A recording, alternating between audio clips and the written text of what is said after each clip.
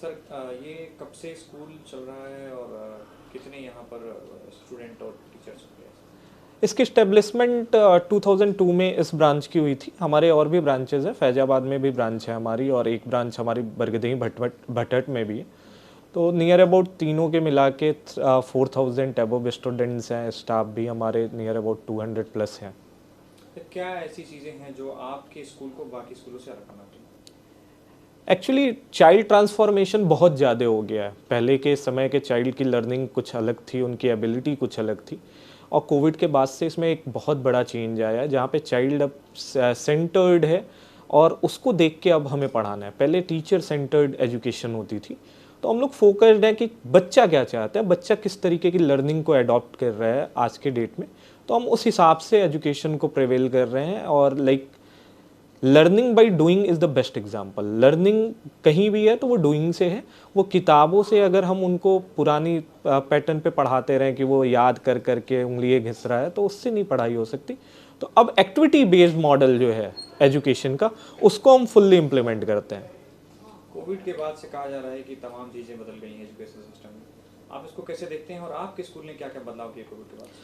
Covid एक challenging situation था हर school के लिए, लेकिन एक अपॉर्चुनिटी भी था। अगर कहीं पे कोई डाउनफॉल है तो वहाँ पे एक उम्मीद की भी किरण है। तो हम लोगों ने काफ़ी कुछ अचीव किया है एजुकेशन में।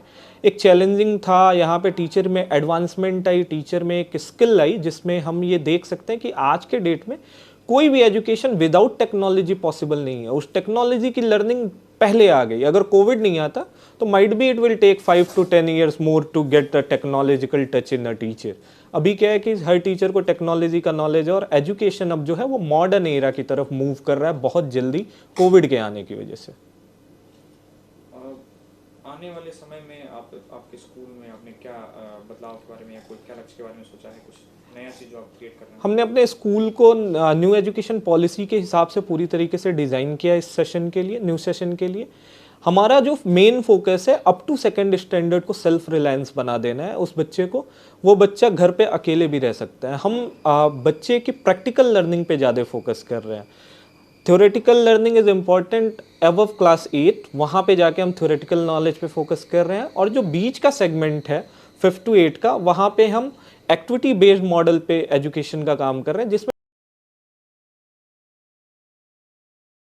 जाके हम थ्योरेटिकल नॉलेज पे फोकस कर रहे हैं। और जो बीच का सेगमेंट है 5 to 8 का, वहाँ पे हम एक्टिविटी बेस्ड मॉडल पे एजुकेशन का काम कर रहे हैं, जिसमें बच्चे की एजुकेशन का कोई रिलेशन हो उसके वर्किंग से। अदरवाइज बच्चा इंटरेस्ट नहीं लेता है।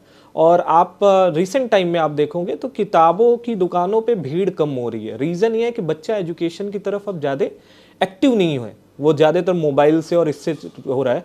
तो हम कुछ इस तरीके का मॉडल बनाना चाहते हैं जहाँ बच्चा हर दिन स्कूल आना चाहे, उसको ये इंटरेस्ट हो कि आज स्कूल नहीं जाएंगे तो ये वाली चीज़ मेरी छूट जाएगी। तो इतना इंटरेस्टिंग बनाना है स्कूलिंग को। कहा जा रहा है कि आजकल टेक्नोलॉजी और उसमें बच्चे इतने रम गए हैं कि अब फिजिकल एक्टिविटी से दूर होते जा रहे हैं। तो इसके लिए क्या आपका स्कूल खेल की तरफ कुछ रुझान के लिए क्या? एक्चुअली हमारे स्कूल में स्पोर्ट्स पे बहुत फोकस होता है, क्योंकि हमारे जो डायरेक्टर सर हैं वो खुद ही एक स्पोर्ट पर्सन रहे हैं काफ़ी दिनों से।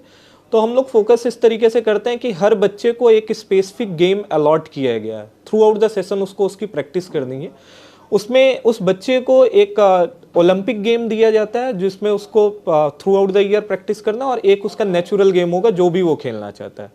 प्लस हमारा एक एक्स्ट्रा हॉबीज़ क्लास चलता है। क्लास टाइमिंग है जिसकी 5 से 7 बजे के शाम की है।